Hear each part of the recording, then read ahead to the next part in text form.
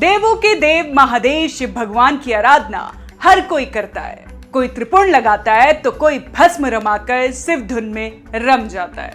ब्रह्मांड के रचयिता भगवान शिव की कई पौराणिक कथाएं हैं। चलिए आज हम आपको बताते हैं महाशिवरात्रि का क्या महत्व है। हर वर्ष ये पर्व फागुन मास के कृष्ण पक्ष की चतुर्दशी तिथि को किया जाता है।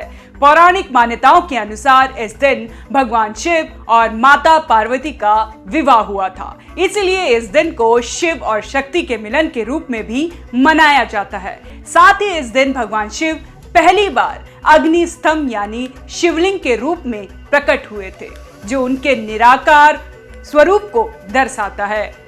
धार्मिक मान्यताओं के अनुसार महाशिवरात्रि के दिन जो व्रत करता है उस पर भगवान शिव और माता पार्वती की कृपा प्राप्त होती है और सभी मनोकामनाएं पूरी होती है। हालांकि ज्यादातर लोग महाशिवरात्रि का व्रत करते हैं, लेकिन अगर आप पहली बार महाशिवरात्रि का व्रत कर रहे हैं तो कुछ नियमों का इस व्रत में पालन करना आवश्यक माना जाता है। अब हम आपको प्रसिद्ध 12 ज्योतिर्लिंगों के बारे में बताते हैं। गुजरात के सौराष्ट्र में स्थित सोमनाथ ज्योतिर्लिंग पृथ्वी का पहला ज्योतिर्लिंग माना जाता है। शिव पुराण के अनुसार जब चंद्रमा को दक्ष प्रजापति ने क्षय रोग होने का श्राप दे दिया था, तब चंद्रदेव इस स्थान पर तपस्या करके श्राप से मुक्त हुए थे। आंध्र प्रदेश में कृष्णा नदी के तट पर श्रीशैल नाम के पर्वत पर स्थित इस ज्योतिर्लिंग का अत्यंत महत्व है। मान्यता है कि इस ज्योतिर्लिंग के दर्शन करने मात्र से ही व्यक्ति को उसके सभी पापों से मुक्ति मिलती है। शास्त्रों में इस पावन शिवधाम की बड़ी महिमा बताई गई है। महाभारत के अनुसार श्रीशैल पर्वत पर भगवान शिव का पूजन करने से अश्वमेघ यज्ञ करने का फल प्राप्त होता है। शिव भक्ति का मानना है कि श्रीशैल के शिखर के दर्शन मात्र करने से ही साधक के सभी प्रकार के कष्ट दूर हो जाते हैं। ओमकारेश्वर ज्योतिर्लिंग मध्य प्रदेश के मालवा क्षेत्र में शिव का ये पावन धाम स्थित है। इंदौर शहर के पास जिस स्थान पर ये ज्योतिर्लिंग है, उस स्थान पर नर्मदा नदी बहती है और पहाड़ी के चारों ओर नदी बहने से ये ओम का आकार बनता है। मान्यता है कि व्यक्ति यहाँ पहुंचकर अन्नदान, तप, पूजा आदि करता है, वह सभी सुखों को भोगते हुए शिवलोक में स्थान प्राप्त होता है। केदारनाथ ज्योतिर्लिंग केदारनाथ स्थित ज्योतिर्लिंग उत्तराखंड में हिमालय की केदार नामक चोटी पर स्थित है। बाबा केदारनाथ का मंदिर बद्रीनाथ के मार्ग में स्थित है। केदारनाथ समुद्र तल से 3584 मीटर की ऊंचाई पर स्थित है। पुराणों में इस ज्योतिर्लिंग की महिमा का विस्तार से वर्णन करते हुए इसे शिव का प्रिय स्थान बताया गया है। भीमा शंकर ज्योतिर्लिंग महाराष्ट्र के पुणे जिले में सहस्रदीय नामक पर्वत पर स्थित है। मान्यता है कि भगवान शंकर ने त्रिपुरासुर का वध करने के बाद उसी स्थान पर विश्राम किया था।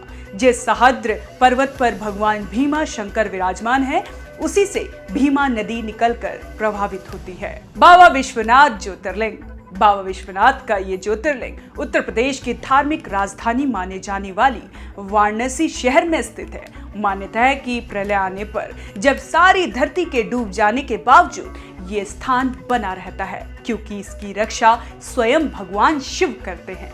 मान्यता के अनुसार प्रलय के समय भगवान शिव इस स्थान को अपने त्रिशूल पर धारण कर लेते हैं। त्र्यंबकेश्वर ज्योतिर्लिंग देश के जिन 4 प्रमुख स्थानों में कुंभ लगता है, उनमें से एक महाराष्ट्र के नासिक जिले में स्थित है। भगवान शिव का ये पावन धाम त्र्यंबकेश्वर ज्योतिर्लिंग के निकट ब्रह्मगिरी नाम का एक पर्वत है।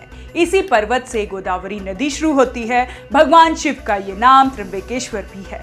कहा जाता है कि भगवान शिव को गौतम ऋषि और गोदावरी नदी के आग्रह पर ये ज्योतिर्लिंग के रूप में रहना पड़ा था। वैद्यनाथ ज्योतिर्लिंग पृथ्वी पर मौजूद 12 ज्योतिर्लिंगों में श्री वैद्यनाथ धाम का 9वां स्थान है। भगवान श्री वैद्यनाथ ज्योतिर्लिंग का मंदिर उसे वैद्यनाथ या वैजनाथ धाम कहा जाता है। यह स्थान झारखंड प्रांत के संताल परगना में पुराणों में शिव के इस पावन धाम को चिता भूमि कहा गया। श्रावण मास में यहाँ लाखों की संख्या में शिव भक्त जल चढ़ाने के लिए पहुँचते हैं। नागेश्वर ज्योतिर्लिंग गुजरात के बड़ौदा क्षेत्र में गोमती द्वारका के करीब स्थित है। शिव साधकों का अत्यंत पूजनीय नागेश्वर ज्योतिर्लिंग पुराणों में भगवान शिव को नागों का देवता बताया गया है। नागेश्वर का अर्थ होता है नागों का ईश्वर। द्वारकापुरी से नागेश्वर ज्योतिर्लिंग की दूरी 17 मील की है। रामेश्वर ज्योतिर्लिंग भगवान शिव का ये 11वां ज्योतिर्लिंग तमिलनाडु के रामेश्वरम नामक स्थान में स्थित है। रामेश्वरम तीर्थ को ही सेतुबंध तीर्थ कहा जाता है। भगवान शिव के 12 ज्योतिर्लिंगों में से एक शिव का पावन धाम होने के साथ साथ ये हिंदुओं के 4 प्रमुख धामों में से एक स्थान है। मान्यता है कि इस ज्योतिर्लिंग की स्थापना स्वयं भगवान श्री राम ने की थी। भगवान श्री राम द्वारा स्थापित किए जाने के कारण इस ज्योतिर्लिंग को भगवान राम का नाम रामेश्वर दिया गया है। घृणेश्वर महादेव यह मंदिर महाराष्ट्र के सामंजी नगर के समीप दौलताबाद के पास स्थित है। इसे घृणेश्वर के नाम से भी जाना जाता है।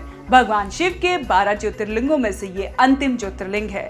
इस स्थान को शिवालय भी कहा जाता है। ज्यादा जानकारी के लिए आप देखते रहें one nation one group news.